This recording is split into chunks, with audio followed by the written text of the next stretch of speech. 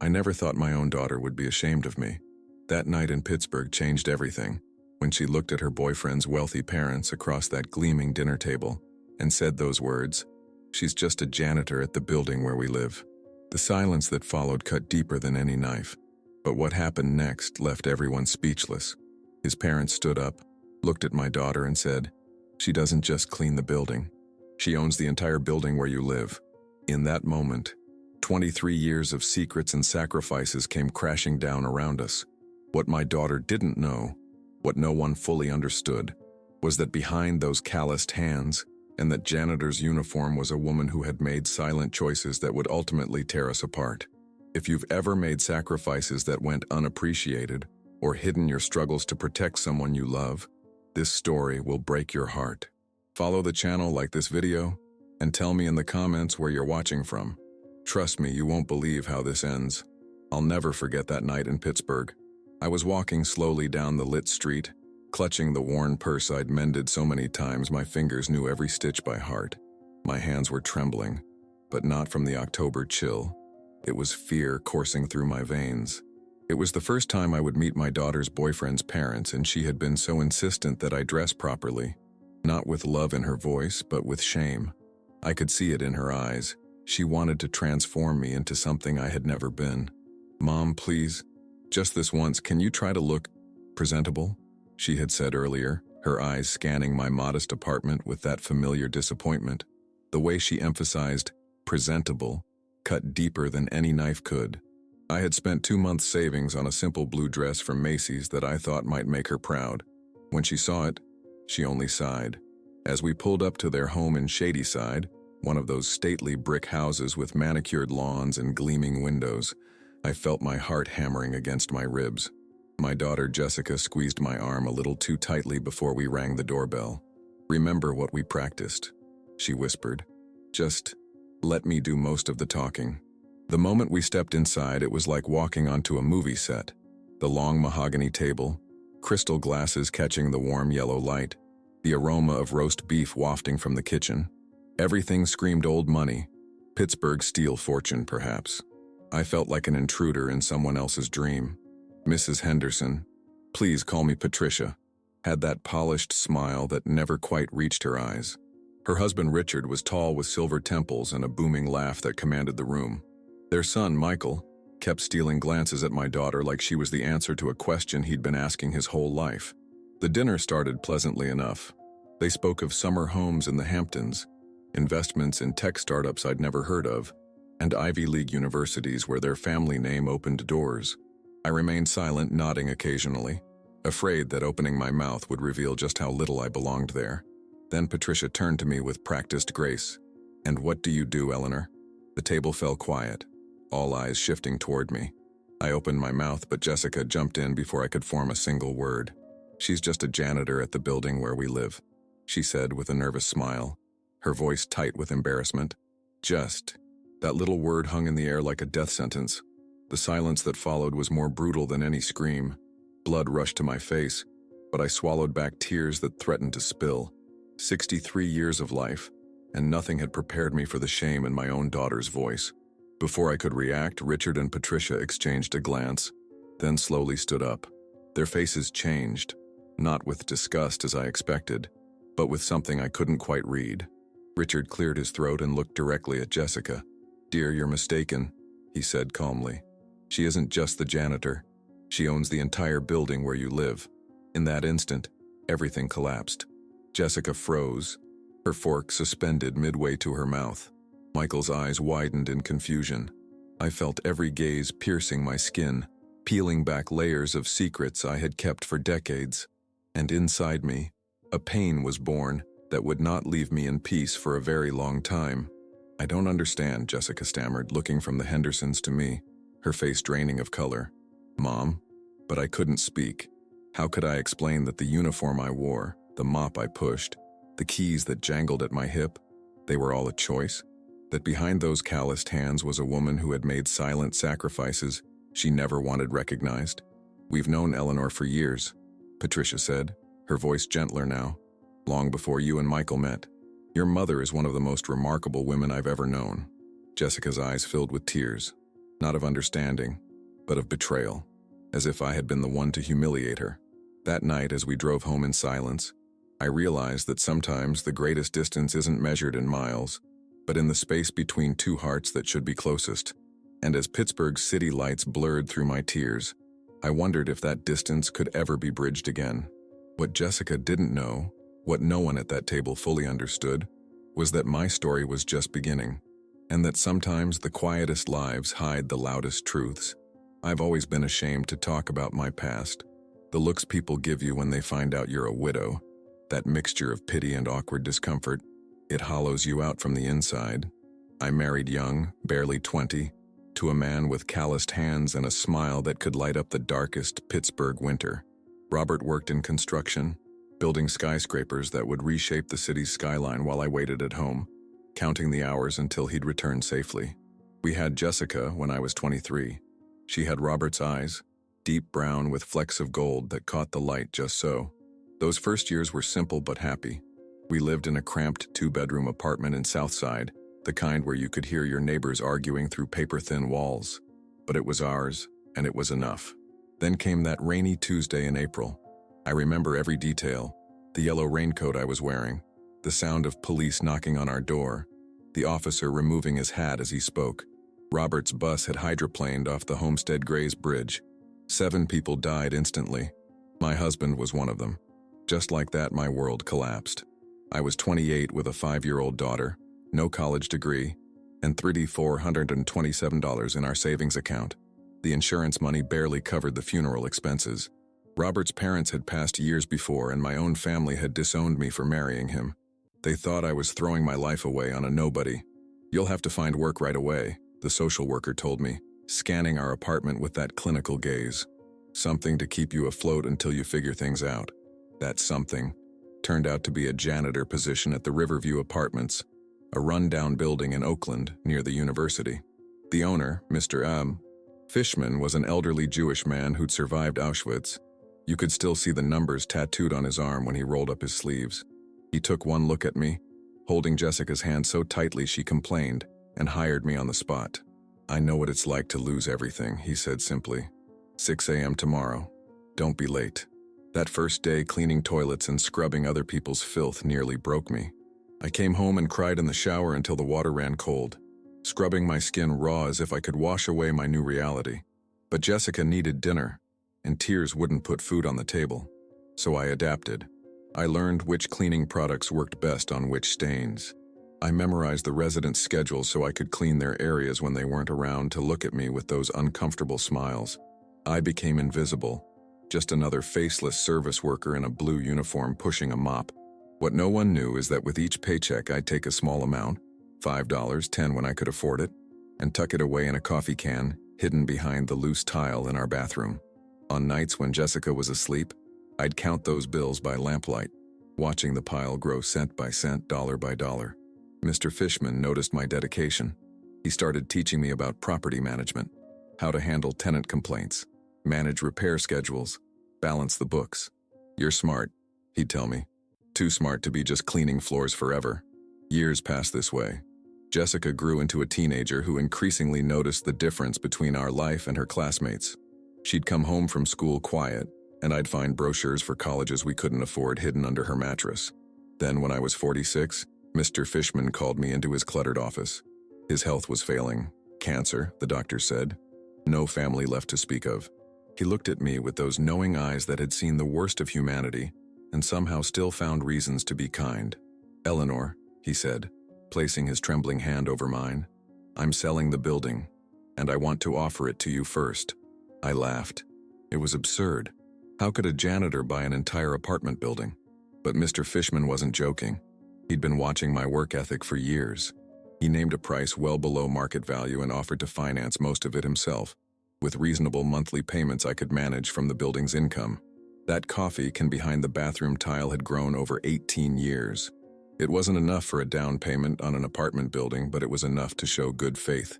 With shaking hands, I signed the papers a month later, but I kept wearing the uniform, kept the mop in my hands and the keys jangling at my hip, partly because hiring another janitor would cut into the thin margins I needed to make the payments, but mostly because I needed the reminder.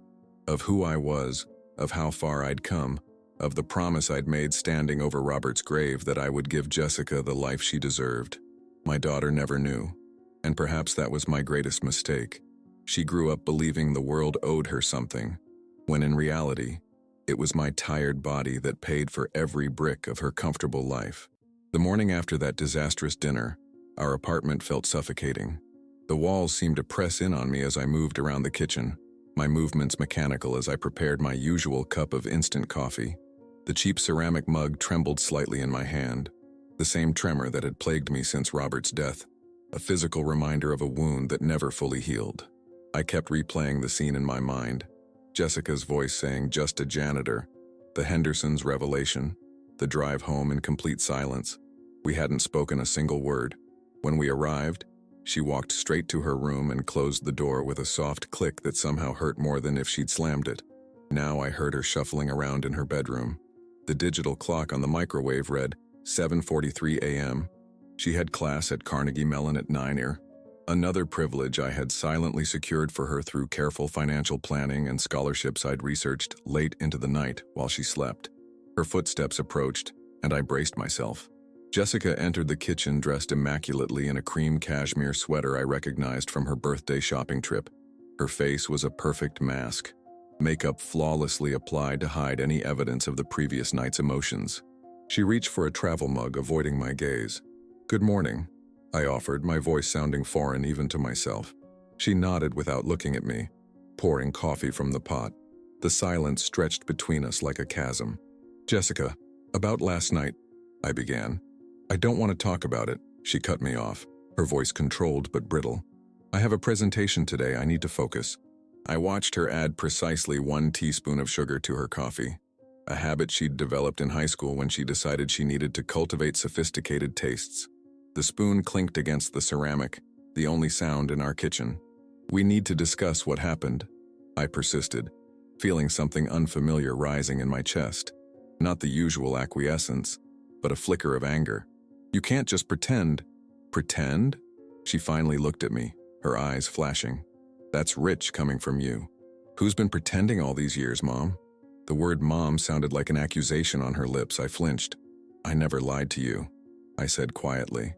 "You never asked. Because it never occurred to me that my mother, who makes me wash my own clothes because detergent is expensive, secretly owns an entire building." Her voice rose, then she caught herself, taking a deep breath. Jessica had always been careful about appearances, even in private. Do you know how humiliated I felt? In front of Michael? In front of his parents? How do you think I felt? The words escaped before I could stop them. When my own daughter called me just a janitor, something flickered across her face. Not remorse, but confusion, as if the idea that I could be hurt had never crossed her mind. Then the mask slipped back into place.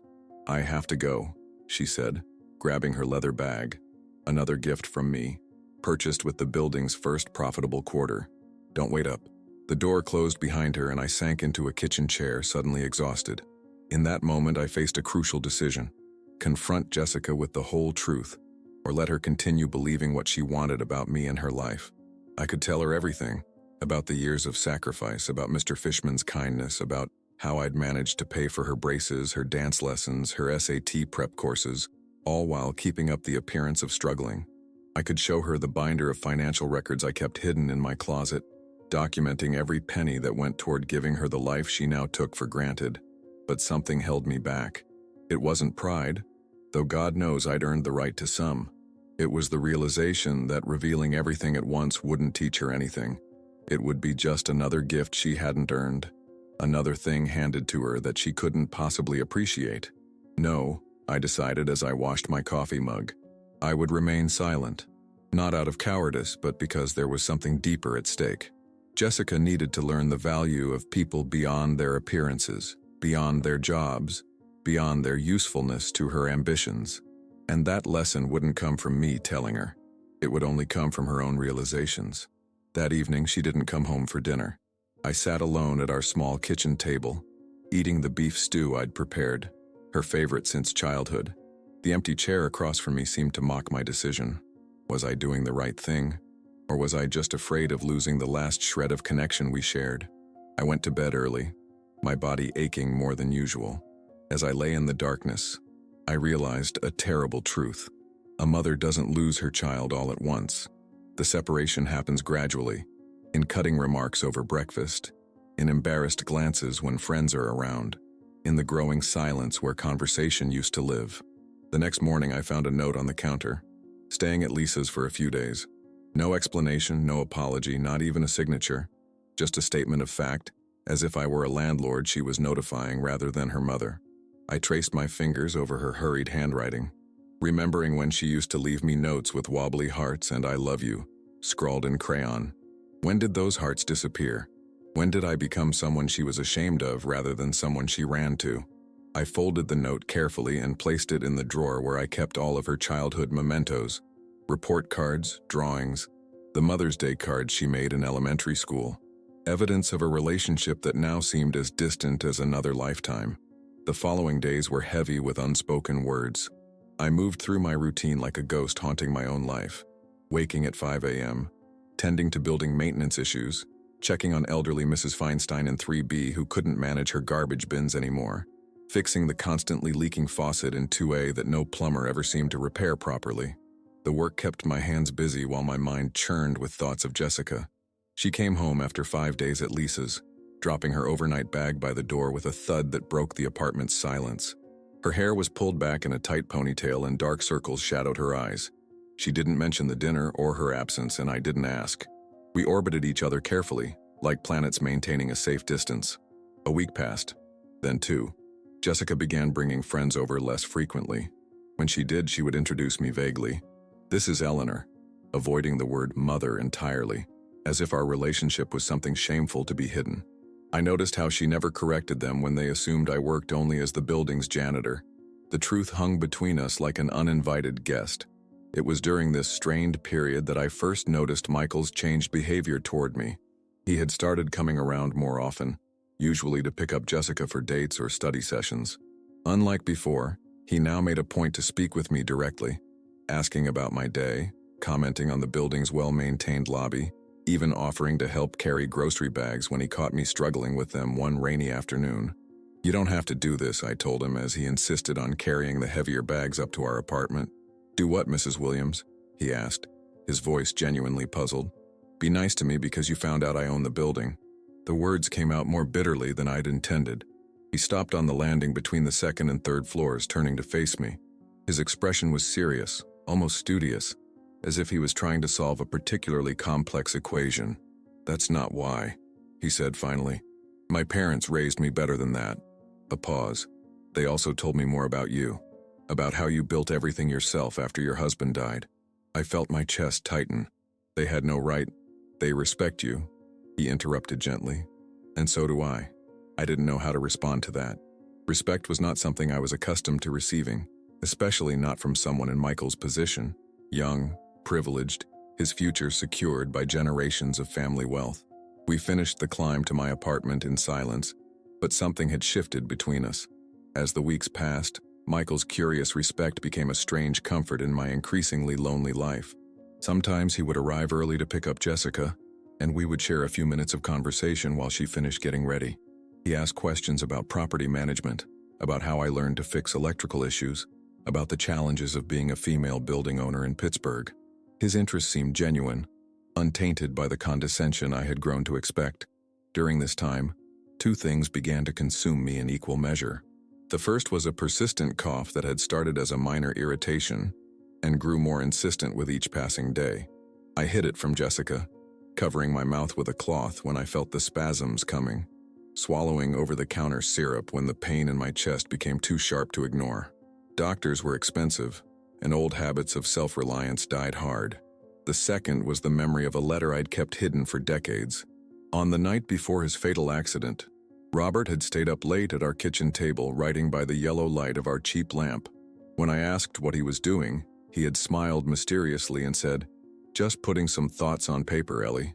Nothing to worry about." The next morning, he had tucked an envelope into my purse before leaving for work. "Don't open this unless something happens to me," he had said, kissing my forehead. "Just a precaution. You know how construction sites can be." I had found it while planning his funeral. A simple white envelope with my name written in his steady handwriting. Inside was a letter that I had read so many times the creases were worn thin. The ink faded in places where my tears had fallen. In it, Robert had written about his dreams for us. For Jessica's education, for my security, for the future he wouldn't live to see, and most surprisingly, about his secret wish that we might one day own property of our own, specifically mentioning the building where we now lived. "That place has good bones, Ellie," he had written. "Old man Fishman doesn't know what a gold mine he's sitting on. If anything happens to me, don't just survive, build something. Show our Jessica what it means to rise." I kept the letter in an old leather-bound Bible that had belonged to Robert's mother, tucked between the pages of Ecclesiastes, his favorite book. Sometimes, on nights when the silence in the apartment grew too loud, I would take it out and read it by lamplight, hearing his voice in every word. Between the worsening cough that rattled my chest and the letter that haunted my thoughts, my choices were beginning to feel like a weight I could no longer bear. I had built the life Robert wanted for us, but at what cost? The distance between Jessica and me grew with each passing day, a chasm I didn't know how to bridge. One evening, as I sat at the kitchen table reviewing tenant applications, a particularly violent coughing fit overtook me. I barely made it to the sink before specks of blood appeared on the white washcloth I pressed to my mouth. The sight sent a chill through me that had nothing to do with my fever. I couldn't ignore it anymore. Something was very wrong. As I stared at the blood-stained cloth, I realized I needed to decide how much longer I could hide my pain, both the physical kind that now lived in my lungs and the deeper wound of watching my only child drift away from me, ashamed of the very sacrifices that had secured her future. I finally made an appointment at the community clinic on Baum Boulevard, the one with the flickering fluorescent lights and plastic chairs worn thin from years of anxious waiting. The doctor, young with kind eyes but hurried movements, ordered tests, X-rays, blood work. Words like opacity and further investigation hung in the sterile air. I nodded, thanked him, and tucked the referral slips into my purse next to grocery coupons and maintenance receipts. I didn't tell Jessica. What would be the point? Our conversations had dwindled to practical exchanges about rent money, which I never actually deposited, and her class schedule. She was planning to move out after graduation anyway, into a sleek downtown apartment with Lisa, the kind with stainless steel appliances and a doorman, the kind that cost 3 times what I charged my own tenants. That afternoon, I returned to the building earlier than usual. My bones ached with a fatigue that seemed to seep from the inside out. As I approached our apartment door, I heard Jessica's voice from inside, sharp, defensive, unmistakable even through the thick wood. She was on the phone. I hesitated, my key suspended in the lock. "It's not like that," she was saying, her voice rising with frustration. "You don't understand what it's like dating someone from that world." A pause. Then, with bitter emphasis, "Of course I'm not ashamed of where I come from, but you have to understand I've worked so hard to get where I am. Do you know what it's like to have your boyfriend's parents discover your mother is the woman who empties their friends' trash bins?" My hand froze on the doorknob. The metal felt suddenly cold against my palm. "I know she's had it hard," Jessica continued, her voice dropping to a lower register that still carried through the door. "But I can't help it. I hate having to explain her to people. I hate watching them process it. That look they get when they realize I'm the daughter of a woman in uniform." Another pause. Longer this time.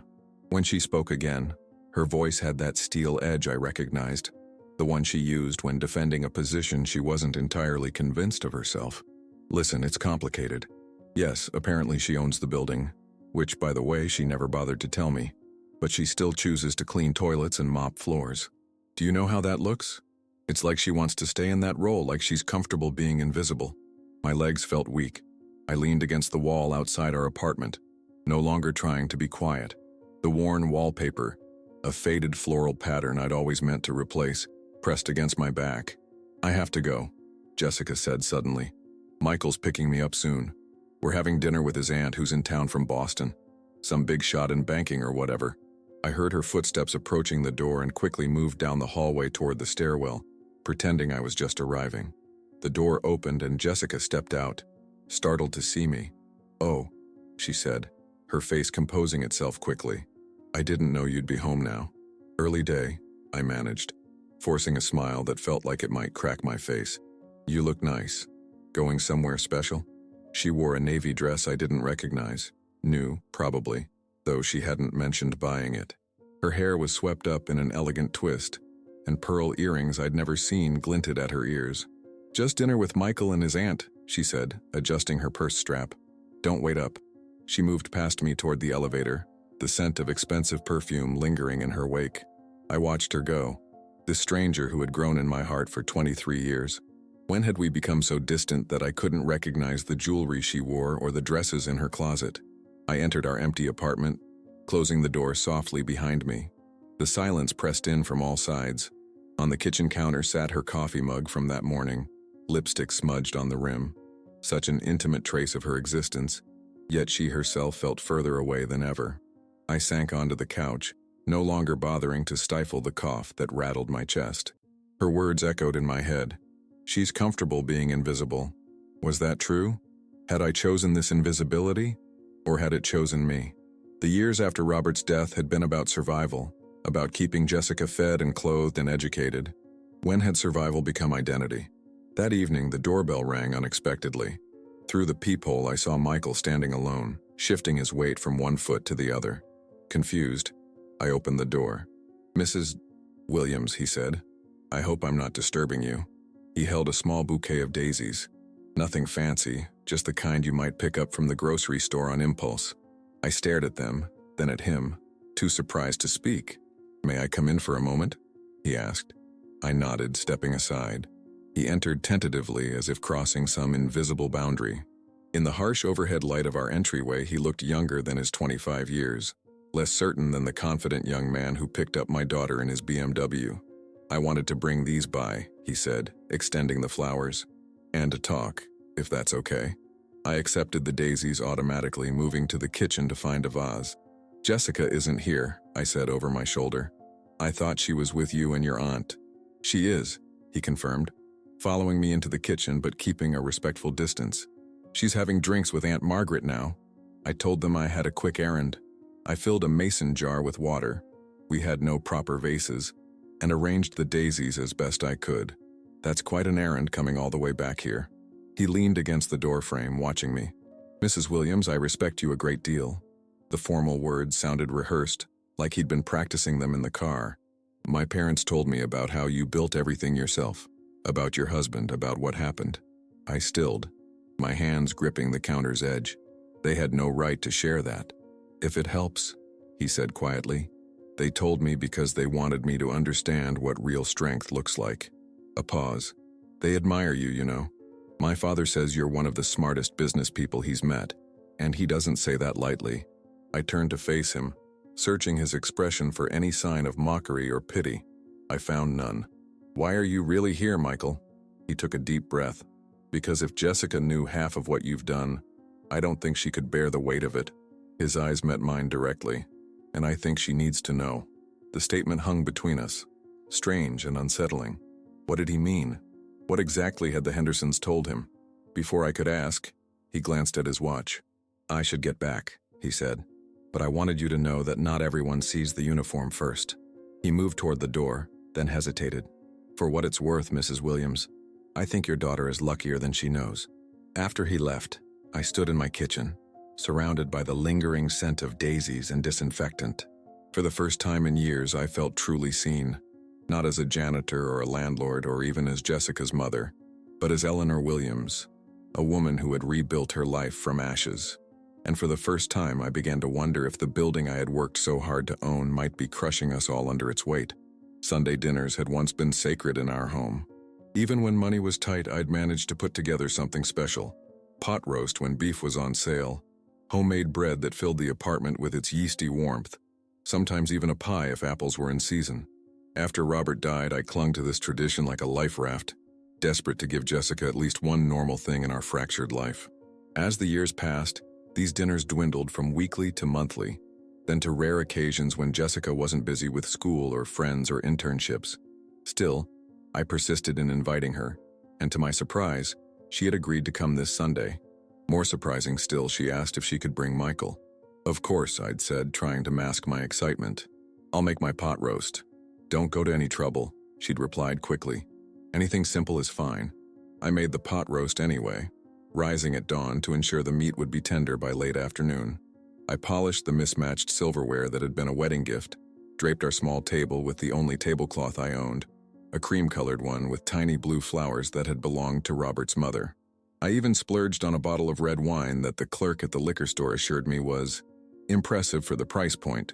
As I worked, the familiar tightness in my chest returned, followed by a coughing fit that left me breathless and dizzy. The blood-stained tissues I'd been hiding in the bathroom trash were becoming more frequent. The clinic had called twice about scheduling additional tests, messages I'd let go to voicemail. There would be time for that after Sunday dinner, after I had tried one more time to reach my daughter. They arrived precisely at 5, Jessica in a pale pink dress I'd never seen, Michael in a button-down shirt and khakis, looking more casual than I'd ever seen him. He carried a bouquet of lilies and a box from a French bakery in Shadyside. "These are beautiful," I said, accepting the flowers. "Thank you, Michael."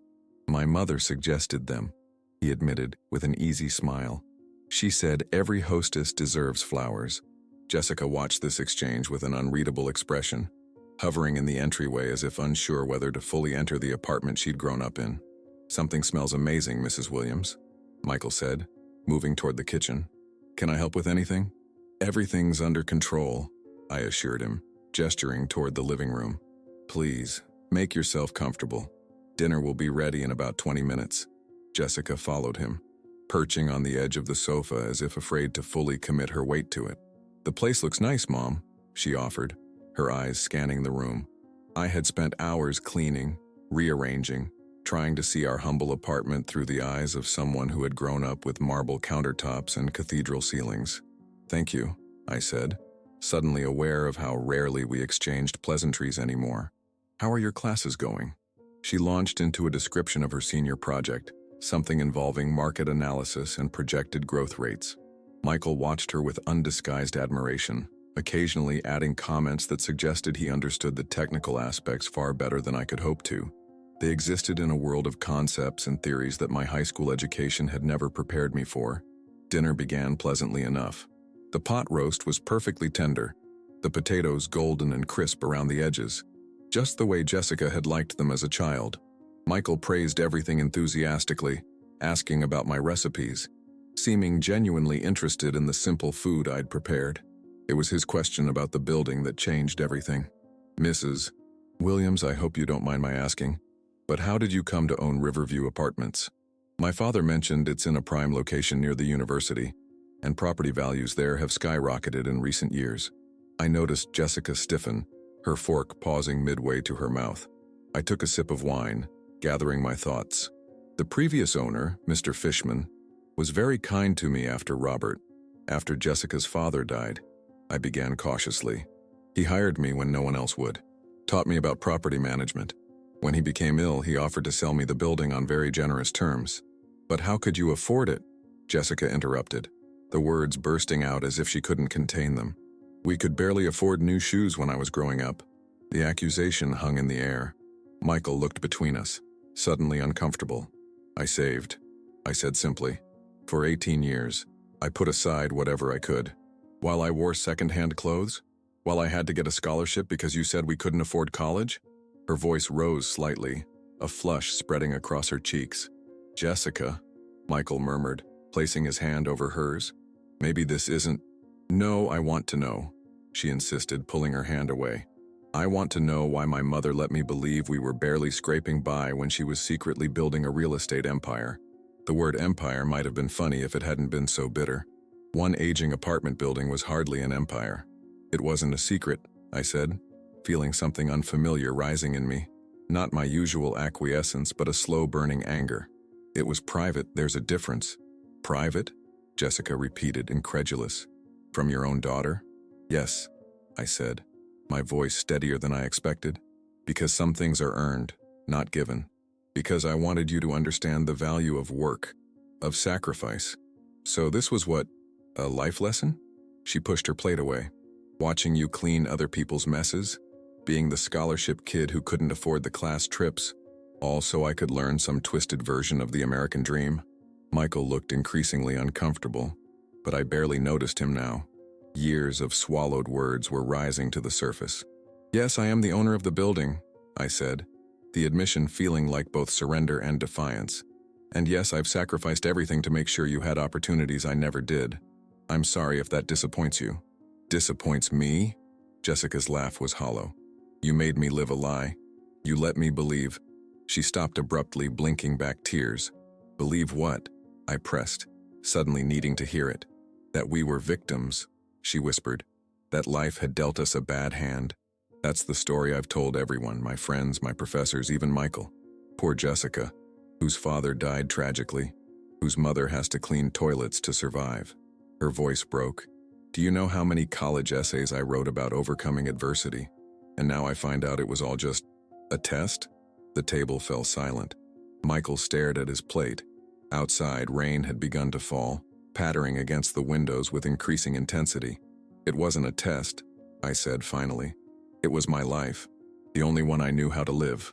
Jessica stood abruptly, her chair scraping against the floor. You've made me feel guilty for wanting more my entire life, she said, tears now flowing freely. For being embarrassed about where we lived, what you did for a living. And all this time, she gestured around the apartment. All this time, you were lying to me. I never lied, I insisted, rising to face her. I never once lied to you. Lies of omission are still lies, Mom, she shouted, the word mom sounding like an accusation. You let me believe we were barely surviving. We were surviving, I said, my voice rising to match hers. Having property doesn't make you rich overnight.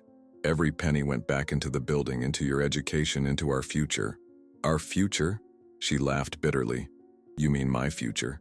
Because you're content to keep mopping floors and pretending to be poor for the rest of your life. Well, I'm not. I refuse to live like this anymore. She grabbed her purse and headed for the door. Michael hesitated, looking between us with helpless concern. Jessica, wait, he called, hurrying after her. The door slammed behind them, the sound reverberating through our small apartment. I stood alone in the sudden silence, surrounded by the remnants of the dinner I'd prepared so carefully. Outside, the rain intensified, becoming a downpour that matched the storm in my heart. I didn't cry. Instead, I mechanically cleared the table, wrapping leftovers, washing dishes, wiping counters, the routines that had structured my life for decades. Only when everything was clean and orderly did I allow myself to sink onto the couch, Robert's letter clutched in my trembling hands. Show our Jessica what it means to rise, he had written. Had I failed him? Had I failed her? Or was this rupture necessary? The painful breaking that must precede any true understanding? I didn't know. But as I sat alone in the gathering darkness, I felt something shift inside me. The weight of secrets kept too long, of sacrifices unacknowledged, had become too heavy to bear. Something would have to change. And soon. After that disastrous Sunday dinner, Jessica didn't come home. Days stretched into a week, then 2. I called once, leaving a voicemail that felt inadequate the moment the words left my mouth. Jessica, it's Mom. Please call me when you can. She never did. I learned from Mrs. Feinstein in 3B, whose granddaughter attended Carnegie Mellon with Jessica, that my daughter had moved in with Lisa permanently. The news shouldn't have surprised me, but it landed like a physical blow. I stood in Mrs. Feinstein's cluttered living room, nodding mechanically as she patted my hand and offered stale cookies, while inside I felt something vital tear loose. She's young, Mrs. Feinstein said kindly, her accent still heavy after 50 years in Pittsburgh. Young people make big dramas of everything. She'll come back. But I wasn't so sure. The look in Jessica's eyes as she'd stormed out, it wasn't just anger. It was a kind of final accounting, a closing of books. With Jessica gone, the apartment echoed with silence. I found myself talking aloud sometimes just to hear a human voice. My cough worsened, keeping me awake through the endless nights. During the day, I continued my routines, fixing leaky faucets, collecting rent checks, sweeping the lobby. But my movements were mechanical, divorced from purpose. On a particularly bad night when the coughing wouldn't stop and specks of blood dotted my pillowcase like crimson stars, I finally reached for Robert's letter again. I kept it in his mother's Bible, the pages now soft with handling. The envelope was worn at the creases, the ink faded but still legible. My dearest Ellie, it began in Robert's neat, careful handwriting. How many times had I read these words? Hundreds, maybe thousands. Each time I heard his voice as clearly as if he were sitting beside me. If you're reading this, something's happened to me. I pray you never have to, but I know how dangerous construction sites can be. And I need to write this just in case. First, know that loving you and Jessica has been the greatest joy of my life. No man could ask for more than what you've given me. I traced the words with my fingertip, remembering his hands. Strong, calloused, always warm. I know you're scared right now. I know you're wondering how you'll manage. You're stronger than you think, Ellie. I've watched you tackle problems that would break most people, and you do it without complaint. That quiet strength of yours, it's a rare thing. The familiar tightness gripped my chest, but it wasn't just the illness this time. It was grief as fresh as the day the police officers had appeared at my door. I've been thinking about our future a lot lately, about how we might build something more stable than construction wages.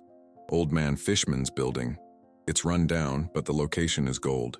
University area, walking distance to hospitals and restaurants. He doesn't realize what he's sitting on. I've been saving a little each month, thinking maybe someday we could approach him about buying it. Sounds crazy, I know, but dream with me for a minute. I closed my eyes, remembering how I'd laughed when I first read this part. It had seemed impossible then. A janitor buying an apartment building. But Robert had seen something I hadn't. If anything happens to me, don't just survive, build something. Show our Jessica what it means to rise. Life will try to keep you down, Ellie. Don't let it. Fight with everything you have. And never forget that my love goes with you every step of the way. The letter ended with his signature, the R swooping dramatically the way it always did. Below it, a postscript I'd memorized. P.S. Don't tell Jessica about any of this until she's ready to understand. Some lessons can't be taught, they have to be lived. I folded the letter carefully and returned it to its place in the Bible. Robert had been right about so much, but had he been right about this? Had keeping Jessica in the dark taught her anything besides resentment? The coughing overtook me again, and this time it didn't stop. It built like a wave, crashing over me until I couldn't catch my breath. The room spun, darkness creeping at the edges of my vision. I barely made it to the bathroom before my legs gave out. The cold tile pressed against my cheek as I fought for air, the metallic taste of blood filling my mouth. I don't know how long I lay there. Minutes, maybe hours. When the spell finally passed, I pulled myself up using the sink, avoiding my reflection in the mirror. I didn't need to see what I already knew, that the illness that had started as an irritating cough was now something far more serious. The next morning I called the clinic and scheduled the tests the doctor had recommended. The receptionist's voice was professionally concerned when I described my symptoms, which I knew wasn't a good sign. They fit me in for the following day. Another bad sign. Medical schedules don't make room for non-emergencies. After hanging up, I sat at my small kitchen table, looking around the apartment where I'd raised my daughter alone. Every corner held memories. Jessica taking her first steps by the refrigerator, doing homework at this very table, trying on her prom dress in the narrow hallway because our bedrooms didn't have full-length mirrors. I had thought we were building something together. Now I wondered if I'd been building alone all along. The shame I'd felt at that dinner with the Hendersons returned, but transformed. I wasn't ashamed of being a janitor or of owning a building. I was ashamed of failing as a mother, of raising a daughter who could look at a lifetime of sacrifice and see only deception. That afternoon, I did something I'd never done before. I called in sick. Mrs. Kowalski in 5A, who had been asking for extra work, could handle the day's maintenance issues. I changed out of my uniform and put on a simple dress I rarely wore, applied a touch of lipstick, and headed downtown to the gleaming office building where Jessica had her internship. I didn't plan to confront her or create a scene. I just needed to see her, to assure myself she was all right. The security guard at the front desk eyed me with polite suspicion when I asked which floor Henderson Financial was on. "Do you have an appointment?" he asked, his hand hovering near the phone. "No," I admitted. My daughter works there. Jessica Williams. I needed to drop something off for her." The lie felt strange on my tongue. He nodded, seemingly satisfied. "15th floor. You'll need to sign in." The elevator was mirrored, offering no escape from my reflection. I looked older than I remembered, the lines around my eyes deeper, my hair more gray than brown now. When had that happened? The woman staring back at me looked tired, worn down by years of silent struggle. For the first time, I wondered if Jessica's embarrassment had less to do with my job and more to do with the visible toll life had taken on me. I never made it past the reception desk on the 15th floor. The young woman seated there, impeccably dressed with perfectly manicured nails, informed me that Jessica was in a meeting. I left a note, just my name and phone number, no message. As I turned to leave, I caught a glimpse through the glass doors of the office beyond. Sleek, modern, filled with well-dressed people moving purposefully among gleaming desks. Jessica's world now. On the elevator ride down, I felt a strange mix of pride and sorrow. My daughter had risen just as Robert had hoped, but she had risen away from me, not with me. And in that moment, standing alone in a mirrored elevator in a building where I didn't belong, I understood the true depth of the abyss between us.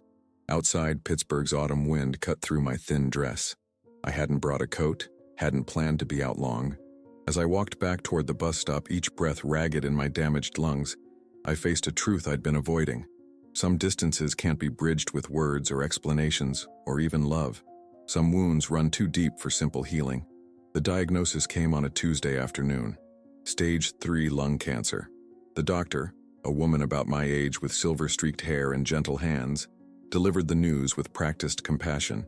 She spoke of treatment options, survival rates, support groups. Words that should have terrified me, but instead settled over me with strange calm like snow blanketing a battlefield. "Do you have someone who can come with you to your appointments?" she asked, noticing perhaps how still I sat, how I hadn't reached for the tissues she'd placed within easy reach. "Yes," I lied. What else could I say?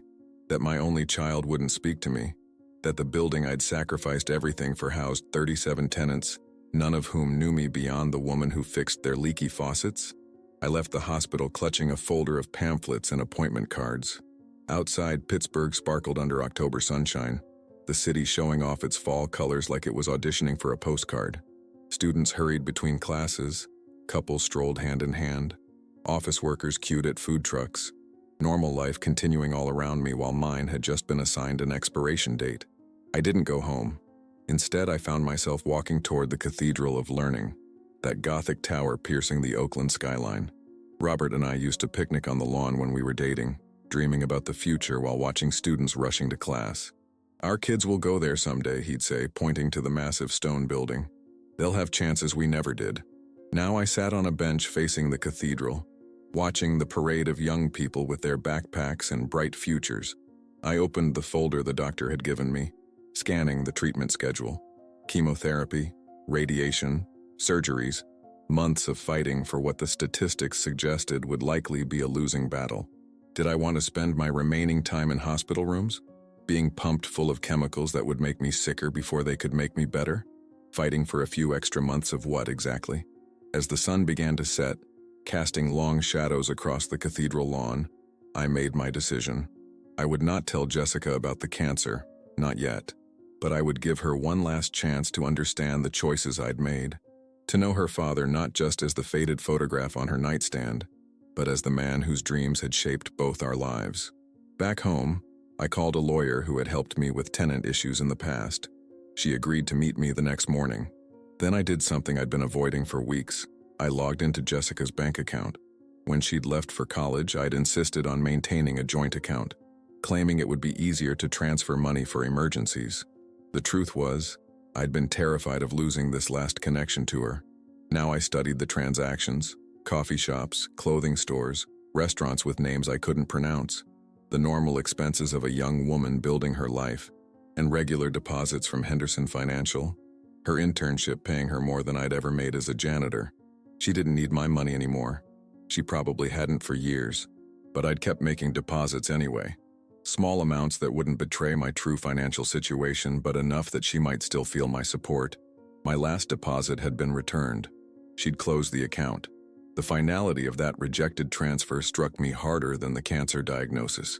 She had systematically cut every tie between us, as if trying to erase the first 23 years of her life. The next morning, I met with the lawyer, Margaret Chen, in her downtown office. Unlike the gleaming corporate floors where Jessica worked, Margaret's office was cluttered and lived in, with case files stacked on every surface and a coffee mug that read, "Trust me, I'm almost a judge." "Let me get this straight," she said after I'd explained what I wanted. "You're planning to transfer full ownership of Riverview Apartments to your daughter, effective immediately. with the condition that certain long-term tenants maintain their current rent rates for the next 10 years? Yes, I confirmed. Mrs. Feinstein in 3B, the Colasinxis in 5A, and Mr. Ramirez in 1C. They're all on fixed incomes. The others can afford market rates. Margaret removed her glasses, rubbing the bridge of her nose. Eleanor, this is an unusual move. The building is worth— I know what it's worth, I interrupted. I also know what it costs. Every pipe, every wire, every square foot of that roof.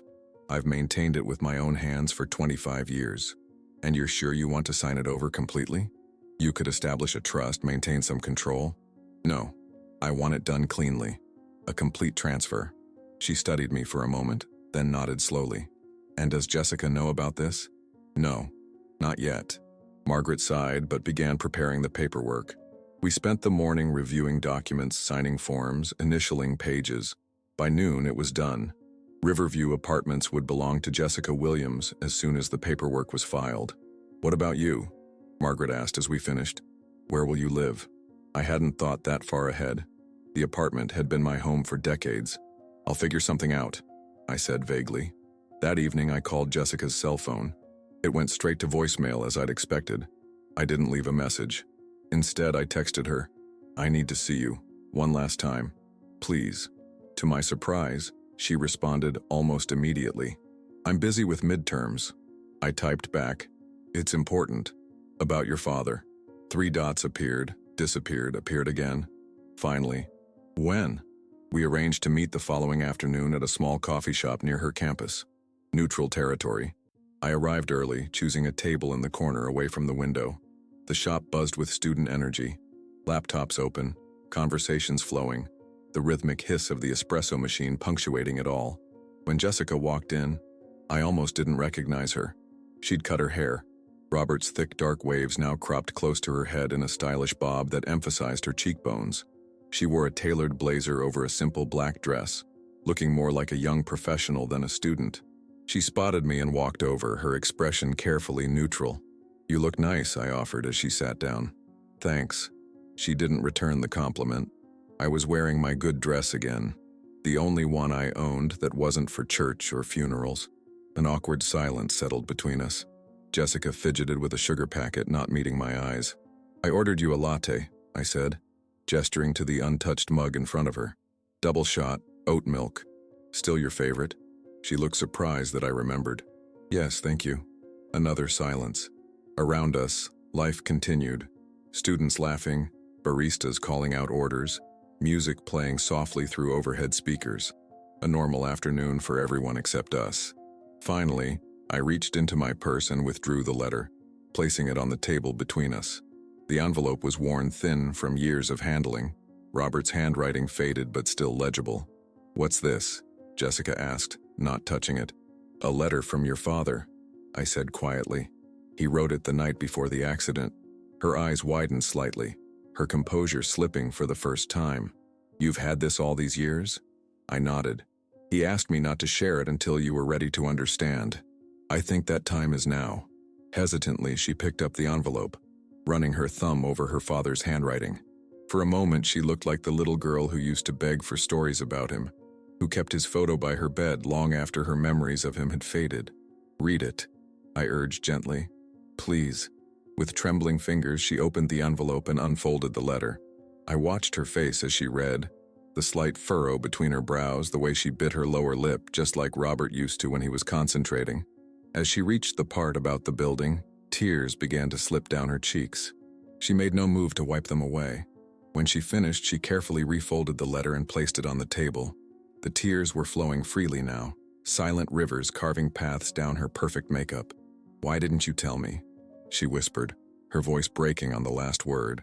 At first, because it hurt too much, I admitted. Later, because I thought I was protecting you. And then, because I was afraid.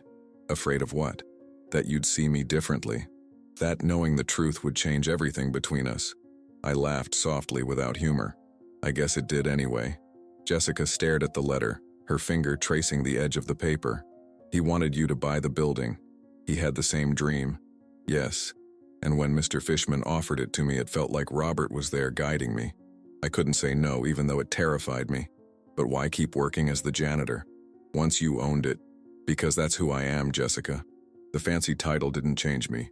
And because I needed to keep our expenses low until the mortgage was paid off, every extra penny went toward your future. She didn't speak for a long time, just stared at her untouched latte. When she finally looked up, there was something new in her eyes. Not quite understanding, but no longer the blind resentment of before. "I've been so angry with you," she said softly, "for hiding this, for making me feel guilty about wanting more than what we had." "I know," I acknowledged, "and I'm sorry for that. I thought I was teaching you about value and hard work. I didn't realize I was teaching you to be ashamed." She didn't deny it. We sat in silence again, but it felt different now, charged with unspoken words rather than cold distance. "The building is yours now," I said finally. "I signed the papers yesterday." Her head snapped up. "What? It's all yours. Everything I built. It was always for you. I just wanted you to understand what it cost before you inherited it." Sometimes the greatest sacrifices are the ones that remain invisible. As I look back on my journey, from a young widow pushing a mop to provide for my daughter, to a building owner who chose to keep wearing the uniform, I wonder if I made the right choices. Would you have revealed your success sooner? Or would you, like me, have tried to teach the value of hard work by living it every day? The distance between a parent and child isn't measured in miles, but in understanding. My daughter saw my calloused hands and janitor's keys as symbols of shame, while I saw them as badges of honor and love. Perhaps that's the most painful truth of parenthood, that our children may never fully see the reasons behind our choices until they've walked their own difficult paths. If this story touched your heart, please remember that appearances rarely tell the whole truth. The person cleaning your office, driving your bus, or serving your coffee might have depths you can't imagine. Share this video with someone who needs to hear this message today. Follow our channel for more stories that reveal the extraordinary courage hiding in ordinary lives, and leave a comment telling me what you would have done in my place.